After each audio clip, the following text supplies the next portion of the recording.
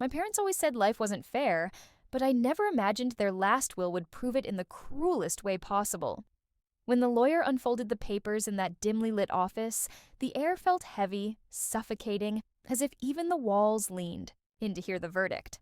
My brother, sitting smugly in his tailored suit, tapped his pen against the mahogany desk, already anticipating his prize, while I nervously twisted the hem of my dress, hoping for some recognition of all the years I spent, caring for them, sacrificing weekends and vacations to be by their side. Then the words dropped like ice into my stomach. He was gifted a mansion in Miami worth $1.2 million, complete with ocean view, swimming pool, and staff. While I, after everything, was handed the keys to a broken-down cabin in the Alaskan wilderness, a place I hadn't stepped foot in since I was a child, a place that was more haunted than home. My brother's fiancée smirked, as if this was all some elaborate inside joke, her manicured nails flashing against his arm, as though she had already claimed the house and the fortune as her own. And I sat frozen, pretending I was composed, while inside my mind screamed with betrayal and disbelief. Because deep down, I knew this wasn't just about property, it was about being erased, being dismissed, being told in one final, undeniable act that my worth to them had always been less than his. And yet, even as my heart cracked, a small voice whispered that maybe, just maybe, they had underestimated me one last time. I left that office in a daze, clutching the rusty keys they'd slid across the desk as if they were a prize, not a punishment. My brother strutted out behind me, arm around his fiancée, already planning rooftop parties in Miami, while I stared down at the jagged metal in my hand that represented a rotting cabin in Alaska, a place buried in snow and silence. For years I had been the reliable one, the daughter who never said no, who handled hospital runs, late-night emergencies, unpaid bills that somehow became my responsibility, while he swooped in on holidays, all smiles and stories, dropping off, expensive gifts that distracted everyone from his absence. They called him the golden child, and in that moment, I saw how far they'd taken it, right down to the ink on their will. Friends tried to console me, saying a cabin could be romantic, a retreat, maybe even profitable if fixed up, but I knew better. That cabin wasn't a sanctuary. It was a graveyard of memories I had worked hard to bury. Long winters where the pipes froze, nights when my father's temper echoed through thin wooden walls, mornings I'd wake up shivering in clothes that smelled of smoke because the old furnace always coughed out more soot than heat. Still, as the shock wore off, anger took its place, a steady burn that grew with every laugh I overheard from my brother and his fiancée. They thought I'd roll over, disappear into the snow while they sipped cocktails on South Beach. But standing there in the icy parking lot, keys biting into my palm, I made myself a promise. If they wanted me broken, they would see me rise from the wreckage. And one day, that mansion they flaunted would become the symbol of their downfall, not their victory. When I finally boarded the plane to Anchorage, the weight of everything pressed down on me so hard, I could barely breathe. But I refused to let anyone see weakness. I told myself this trip wasn't exile. It was reconnaissance. If my parents' last act was meant to humiliate me, then I'd at least look my fate in the eye. The flight itself felt endless, my mind replaying scenes of my childhood like broken reels. The blizzards that rattled the fragile windows, the smell of damp wood that never seemed to dry, my mother's tired sighs as she lit another lantern when the power went out. Yet woven into those memories was another truth I couldn't ignore. The cabin also held things my brother never cared about.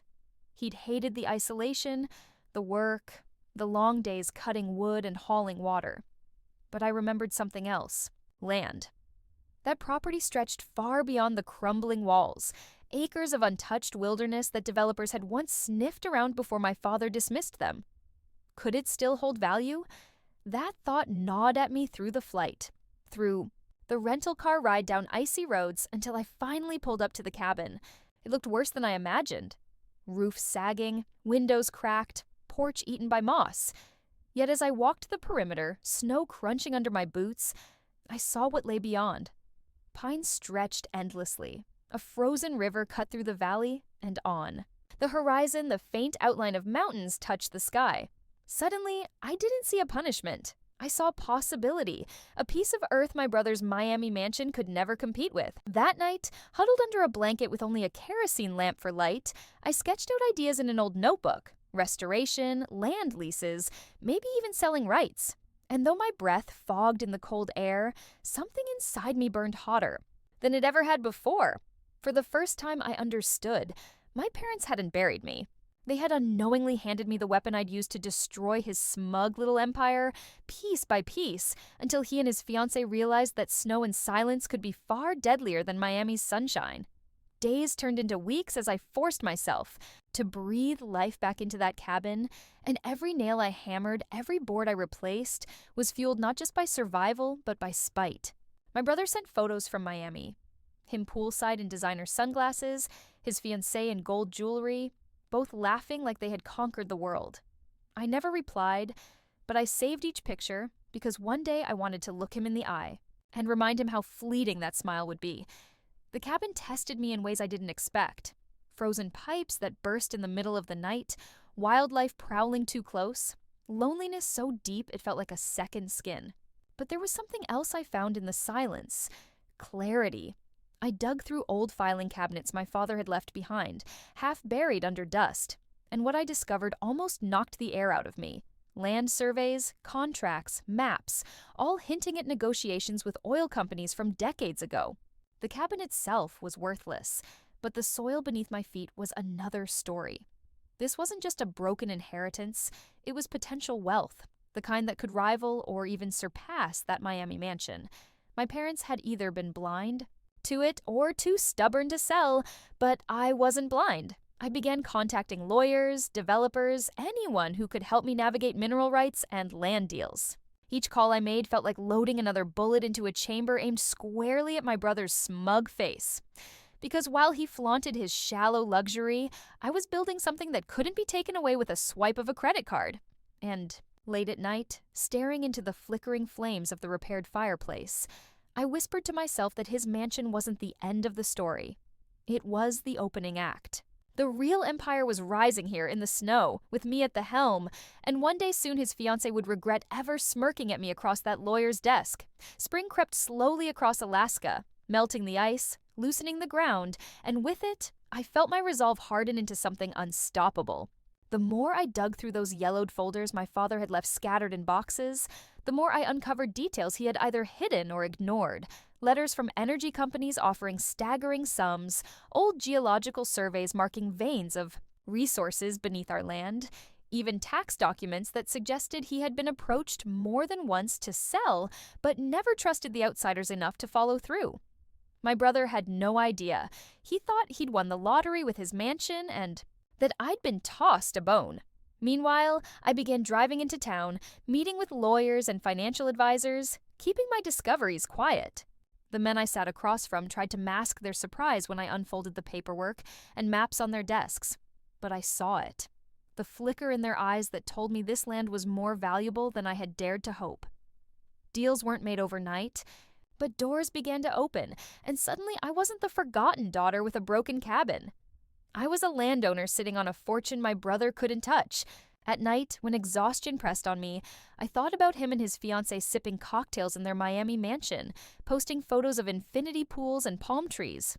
They believed the will had sealed my fate, that I would vanish into obscurity. They didn't know I was rewriting the script, and soon, I'd be the one holding the cards. Every morning, I rose with the sun and walked the boundary lines of my land, snow still clinging to the roots of pine trees, and I felt it deep in my bones. The ground itself was humming with promise. And in that silence, I finally understood what my parents had never said out loud. Sometimes what looks like nothing is the very thing that changes everything. By the time summer rolled around, I had transformed that broken cabin into something livable, not perfect, but mine. A roof that no longer leaked, windows that held back the wind, and a porch strong enough to sit on with a cup of coffee as the morning sun painted the mountains gold. But the real transformation was happening beneath the surface, in the deals and negotiations I carefully nurtured. A small exploration company confirmed what the old surveys hinted at.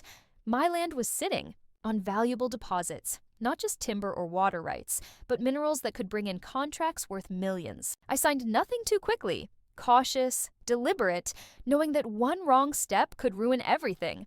Meanwhile, my brother kept flaunting his Miami lifestyle, parties, yachts, dinners at restaurants where the bill for one night equaled what I spent fixing an entire wall of the cabin. His fiancée posted endlessly on social media, every caption dripping with superiority, as if to remind me that they were living the dream while I was buried in the snow. What they didn't know was that I had already hired a lawyer to look into our parents' estate division. Legally, the land was mine alone, protected by their own signatures, and once the contracts were finalized, there would be nothing he could do to claw any of it back. The sweetest part was knowing they underestimated me so completely they hadn't even bothered to ask questions about my inheritance. They believed I'd been cast aside, but I was building something they couldn't even imagine. One night, after a long day of meetings in town, I returned to the cabin and stood outside under a sky crowded with stars, listening to the forest breathe around me. For the first time in years, I felt not bitterness, but power. Quiet, steady, power. And as I stared into that vast Alaskan darkness, I whispered a promise to myself. The day would come when my brother and his fiancée would look at me, not with pity, not with smugness, but with fear. Because the ground they laughed at was about to bury their arrogance forever. News of my land's potential spread faster than I could contain it, whispers traveling through the small Alaskan town and beyond, and soon I found myself sitting across from men in tailored suits who had flown in just to speak with me. They weren't interested in my cabin. They wanted what lay beneath the soil, and they were willing to pay. I kept my composure, remembering every smirk, every slight, every way my brother and his fiancée had dismissed me, and I negotiated harder than I ever thought I could. I learned to read contracts, to push back on lowball offers, to insist on royalties instead of one-time payouts. Every signature I refused was like reclaiming a piece of myself they'd tried to strip away. Meanwhile, my brother's calls grew. Less casual, more probing. At first, he rang me up pretending concern. "How's the cabin holding up? Must be tough out there."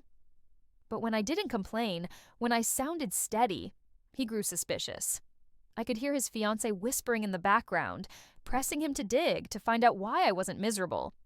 I gave him nothing, only vague answers about repairs and long winters, letting him believe I was barely surviving. The truth was, the first deal had already been inked, small compared to what was coming, but enough to renovate the cabin fully and hire help for the land. I walked through town with my head high, knowing the locals who once pitied me now looked at me with a quiet respect. Still, I kept my secret from my brother, savoring the thought of the day I would reveal it. His mansion might have marble floors and ocean views, but it was already bleeding money. Insurance, maintenance, taxes he hadn't bothered to calculate when he signed the papers with that arrogant grin. One storm, one market crash, one misstep, and his dream could collapse. And when it did, I would be standing on land that was only growing richer with every passing day. That was the difference. He had been handed luxury. I had built power. And deep down, I knew which one lasted longer. By autumn, the cabin no longer looked like the ruin I had first walked into. It had become a symbol of survival and defiance. The roof gleamed with new shingles. The windows reflected the endless sky, and inside the walls no longer smelled of damp rot, but of fresh wood and warmth. Contractors came and went, not just for repairs, but to assess infrastructure for the coming. Extraction deals. I learned to juggle conversations with bankers in Anchorage and geologists in hard hats. My evenings spent at the kitchen table under lamplight, reviewing contracts line by line. Each page I signed wasn't just business. It was revenge written in ink. Meanwhile, my brother's life began to show cracks. His Miami mansion was a showpiece, but it was also a burden. Property taxes were soaring. The Homeowners Association hit him with fines for his endless parties, and his fiancée, who had once been giddy with the spotlight, started complaining about cash flow. I heard all of this not from him, but from people, mutual acquaintances, a distant cousin who slipped me details over coffee, even social media posts where her smile looked tighter, more strained. He had expected endless money to flow from our parents' gift, but he forgot the most basic truth. Luxury costs more to keep than to buy. And while he poured cash into maintaining appearances, I funneled every cent I made back into the land, securing rights, setting up agreements that would pay me for decades. The irony tasted sweet. He had mocked me for inheriting a frozen prison, yet my so-called punishment was turning into the one thing he couldn't touch. Late one evening, when the first snow began to fall again, I stood on the porch with a glass of wine, watching flakes gather on the pine branches. My phone buzzed. It was him. I didn't answer, but I stared at the screen, knowing why he was calling. He could sense the shift, the imbalance he hadn't predicted. And as I let the call fade to silence, I smiled. For once, I wasn't the forgotten daughter. I was the storm he never saw coming. Winter came back harsher than ever, burying the valley in white. But by then I was no longer the woman who had stepped into a broken cabin with trembling hands. I had become someone my brother wouldn't even recognize.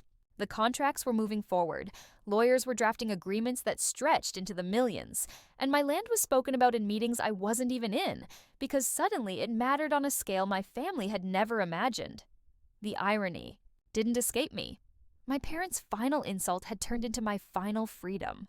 Meanwhile, my brother's facade was unraveling. His fiancée, the same one who had smirked at me during the will reading, was posting less, her designer smiles fading as the reality of bills, lawsuits from angry neighbors, and the cost of constant upkeep crushed them. Rumors reached me that he had started selling off pieces of art, cars, anything to maintain the illusion of wealth. I didn't gloat publicly. I didn't need to. The satisfaction was private, quiet, like the way the snow muffles sound until the silence is almost holy. One evening, I received a certified letter addressed in his handwriting, a desperate plea, cloaked in formality.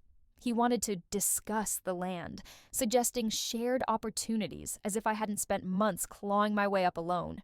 I read it by the fire, the flames painting my face in gold, and I laughed out loud, the sound echoing against the wooden beams. He had thought the mansion made him untouchable, that I'd fade into the snow. Instead, he was the one sinking while I was rising, anchored to land that only grew more valuable with time. I wrote back only 2 words, not interested. And when I sealed the envelope, I felt the full weight of revenge settle into me. Not fiery, not explosive, but cold and unshakable, like the Alaskan ground beneath my feet. The letter I sent him must have struck deeper than I imagined, because within weeks my brother himself showed up in Alaska, completely out of place in his designer coat that wasn't meant for real winters, his shoes sinking into the snow with every awkward step. I watched from the porch as he trudged up the path, his fiancée trailing behind him with a face that had lost all its smug glow, her makeup smeared from the cold, her expression sharp with resentment. They weren't here to gloat anymore. They were here because they were desperate. He tried to speak with the same confidence he always carried, but his voice cracked as he explained how the Miami mansion had bled him dry. Taxes overdue, creditors circling, his once golden lifestyle crumbling under the weight of reality. She cut in before he finished, demanding to know why I hadn't told them about the land's potential, as if I owed them that truth, as if my silence was the real betrayal. I stood there in my boots and work jacket, stronger than I'd ever felt, and I let them both finish their pleas. Then I told them the simple fact they couldn't accept. This land was mine, not theirs, written in our parents' own hand, and I had no obligation to save them from their own arrogance.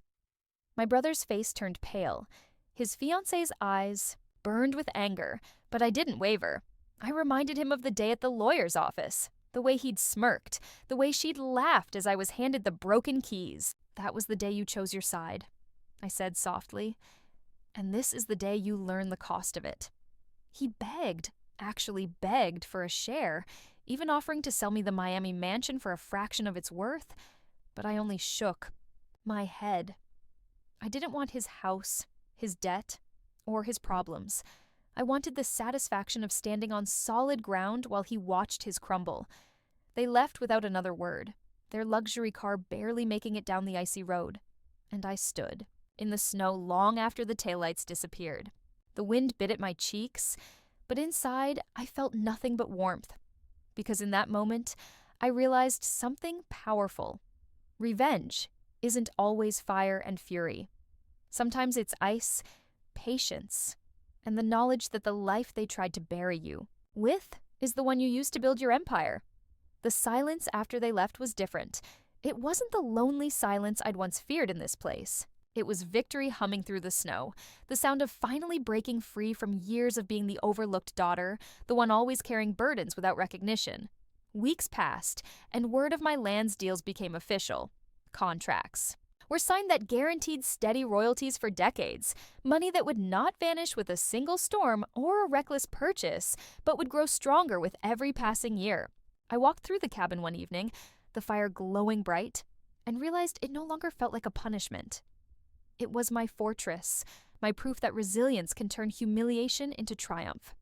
My brother tried to reach out again, emails, voicemails, even a message from his lawyer suggesting family reconciliation, but I didn't answer.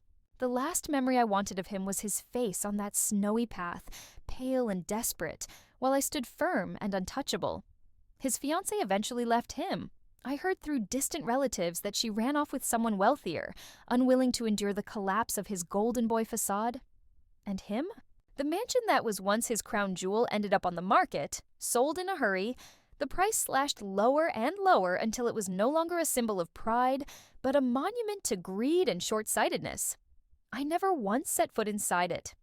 I didn't need to. My victory wasn't about marble floors or infinity pools.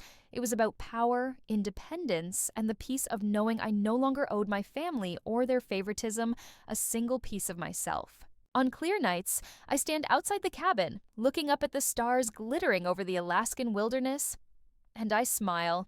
I think of the girl who walked into this land broken, holding rusty keys like shackles, and I barely recognize her anymore. The woman I've become understands that wealth isn't just measured in dollars, but in freedom, in control, in knowing that when life tried to bury you, you grew roots instead. My brother's mansion may have been worth $1.2 million, but what I inherited was priceless. And as the wind moves through the trees and the snow glitters under the moonlight, I whisper one final truth to the night. I was never the forgotten one. I was the storm they never saw coming, and in the end, that is the sweetest revenge of all.